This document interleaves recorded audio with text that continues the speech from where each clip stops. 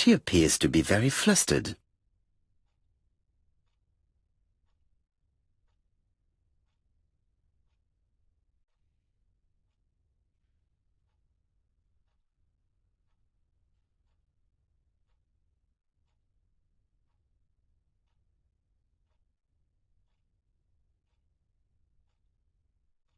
Just a minute, please, Mr. Poirot. She's unable to hide her emotion, and her makeup has been disturbed. I think that this young woman has just been kissed. Here? Teapot with black dragon, Gangxi period, end of the 17th century. It is a rare piece with unusual colours. You have a good knowledge of art history. Acquired while working with Sir Carmichael. I used to help him manage his collection and choose his new acquisitions.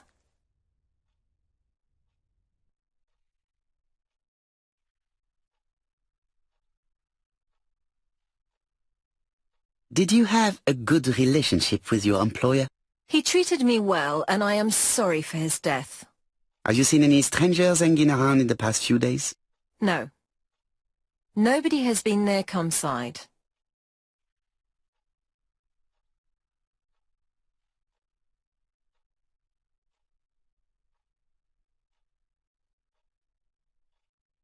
What were you doing yesterday evening at the time of the murder? I was sleeping. I was woken by the telephone at 11. I heard Franklin Clark speaking with the gardener. They left with some lanterns and they found the body.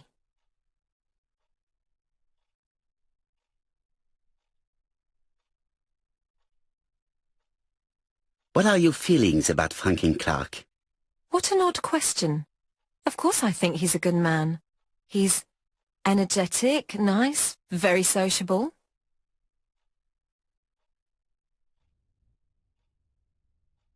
Miss Gray, if I may be so bold, please do not take offence. My friend has rather unusual methods, but all he wants is to find the murderer. Yes, I understand.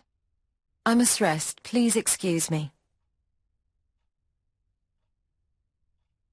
Earlier you asked me to watch the living room door for you. I don't wish to be indiscreet, but sometimes a gentleman stumbles upon a secret without intending to.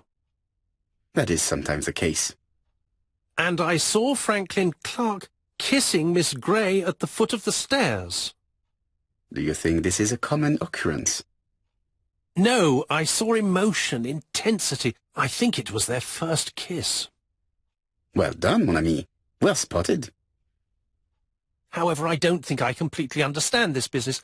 Why did Sir Carmichael not defend himself? He appeared to have been active and strong. The murderer did not give him a chance. Let us try and reconstruct the scene.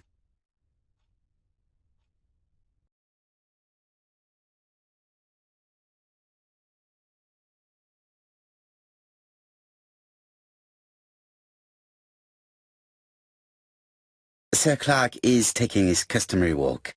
Our killer is hiding behind a bush.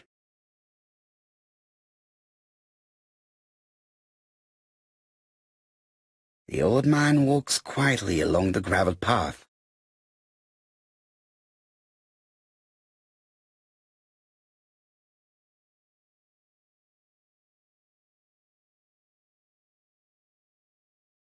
Then he turns towards the sea to gaze at it.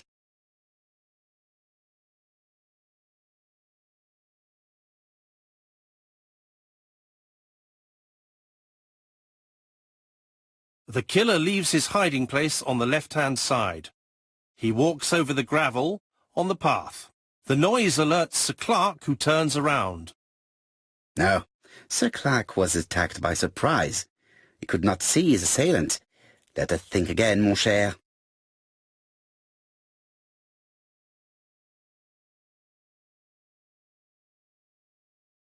Sir Clark is taking his customary walk. Our killer is hiding behind a bush.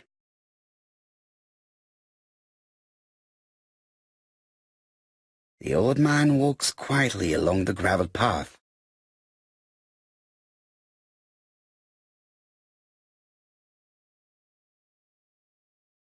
Then he turns towards the sea to gaze at it.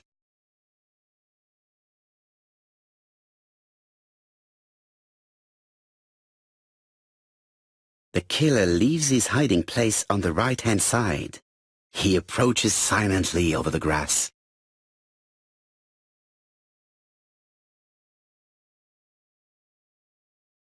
Then he throws himself on his prey and cuts the poor man's throat. He then lays down the ABC before leaving. Everything appears to match the crime scene, mon cher Hastings. That is exactly what happened.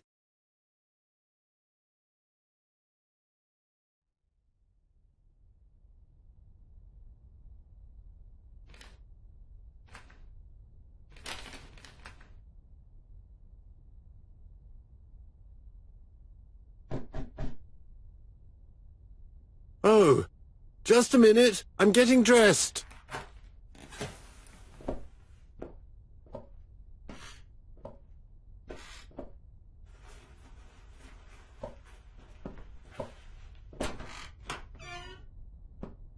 Mr. Kirst, have you recently returned from Churston? Yes. Indeed I have. Have you seen the papers? And to think that you might have rubbed shoulders with the killer. Imagine that. Mr. Kirst, are you all right? You don't seem well. My apologies. My throat is burning and my head feels heavy. It's ever since the war, you know. Since my injury, my head has never been the same.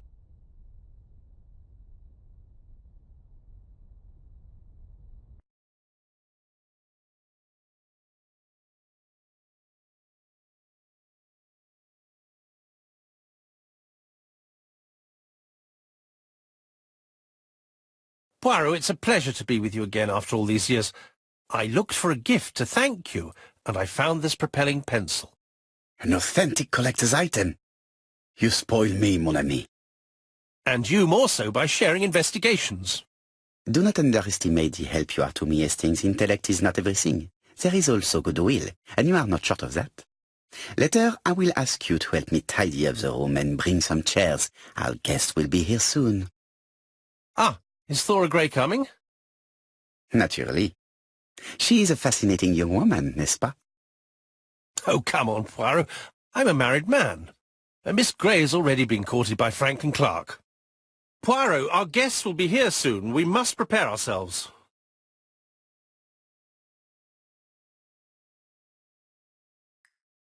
I should take advantage of the silence to examine them.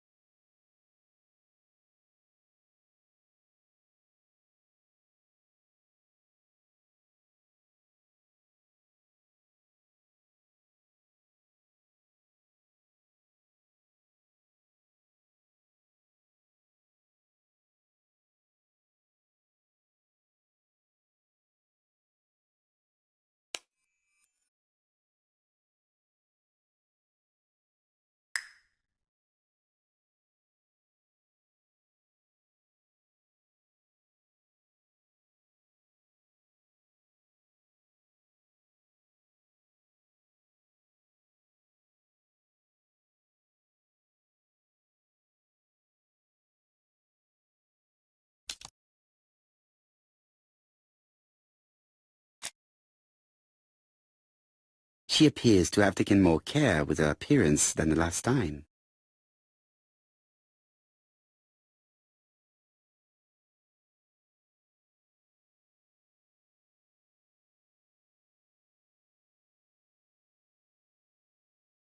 She's looking at Mr. Fraser out of the corner of her eye. Did she make herself beautiful for him?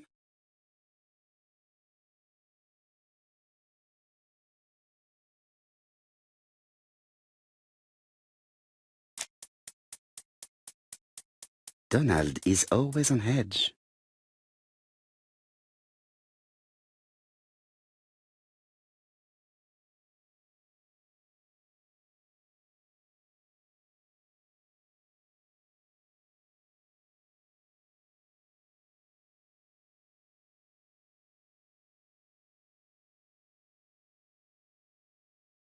Leave me alone. Donald Fraser is very nervous at the moment, even if he is trying hard to control himself.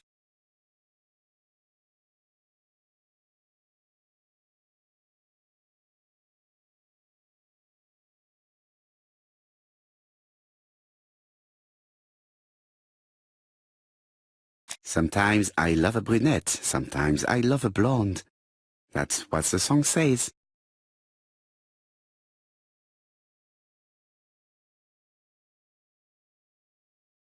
Sometimes I love a... The song says, sometimes I love a blonde.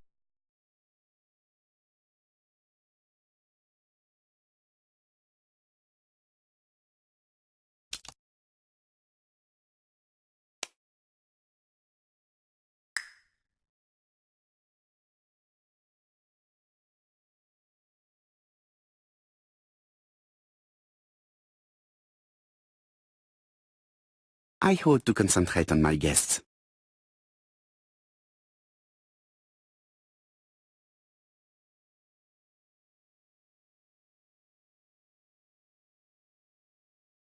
The song says, sometimes I should take advantage. Sometimes I...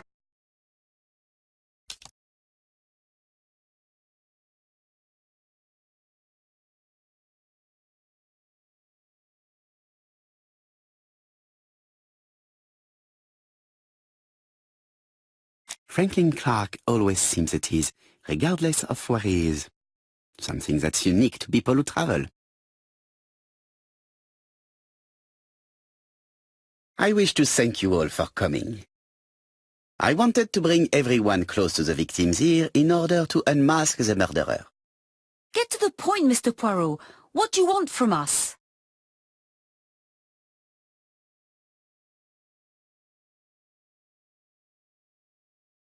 Megan, dear girl, please be patient. Mr. Poirot, how dare you address me by my first name? Please excuse me, mademoiselle.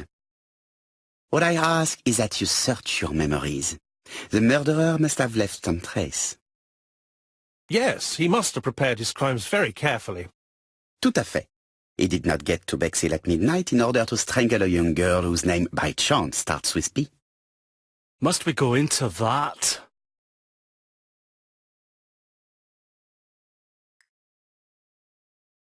No, of course, not if it makes you uncomfortable. Come on, Mr. Poirot. I imagine we all feel terribly uncomfortable about these murders. It's true. We've to catch the killer, not be spared the gory details. Mr. Fraser, please get a grip on yourself. Well, I want to help you, but I don't remember anything else. Nothing I haven't already said. And you, Mademoiselle Barnard, did your sister say she was seeing another man? She never would have told me.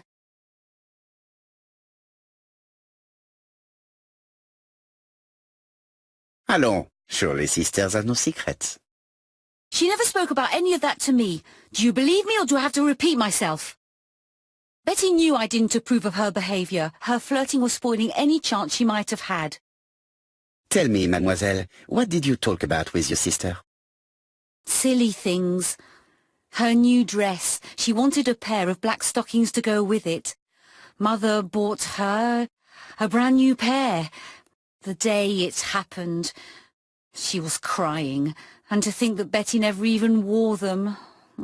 Poor Mummy. Your sister used to sing, I believe. Did she ever perform in public? She dreamt about it, but she had a very bad cough. It troubled her greatly. She had to cancel auditions and miss lots of opportunities. A pity. Yes, she sang well, but that doesn't tell us much about the murderer. Qui sait? In any case, we now have enough information to draw up a relatively precise psychological profile. Let us now try and get our brain cells to work.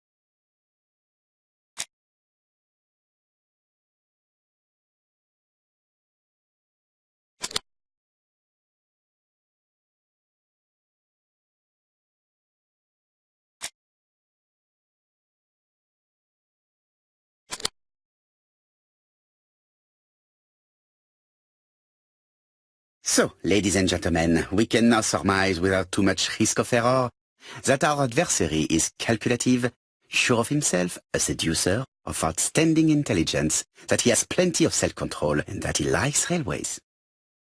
It's a good start. Other meetings may be necessary. I hope that you will be able to come back again. Well, it's just that...